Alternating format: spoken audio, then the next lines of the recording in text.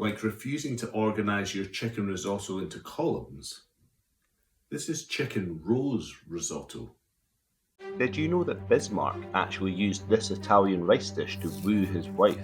He definitely had Otto. Anyways, I'm going all Euro fusion here and starting with the base of chorizo, which benefits from a quick bris before being chopped up into little bits, primed for frying up alongside its Italian cousin pancetta. These guys provide a flavourful starting base for this dish, and to commence proceedings, you'll want to sweat the pig like it's just seen the big bad wolf on its ring doorbell feed. The lard-ons need to be lard off the pan once crisped up and rendered out to make space for the onions. Speaking of which, some slicing is in order, and while I did intend to use shallots here, I only had a little of them in my fridge, so big grown-up white onions it is.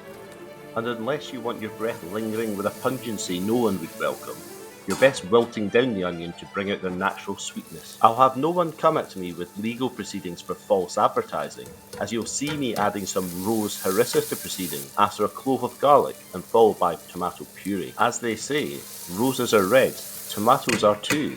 Stand down your lawyers, I'm legally watertight, back off mate or I'll countersue you for everything you've got.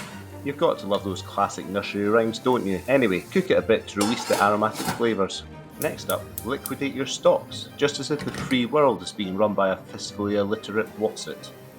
Grab yourself some chicken thighs and treat them to the best foiling since Guy Fawkes got plot-blocked back in 1605 before cooking them in the oven. My patella was enthusiastic to see some animals, which inspired the addition of zucchini, followed by rice.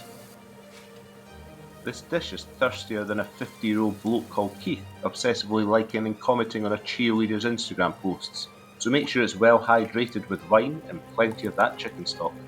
Time to add the proteins in, the crispy meaty bits from earlier, the eponymous chicken, and some Parmesan. Everything seems to be protein these days. Personally, I think all age groups deserve support. Make sure the dish really likes you at the end by buttering it up. And there you have it. Stick that in your face.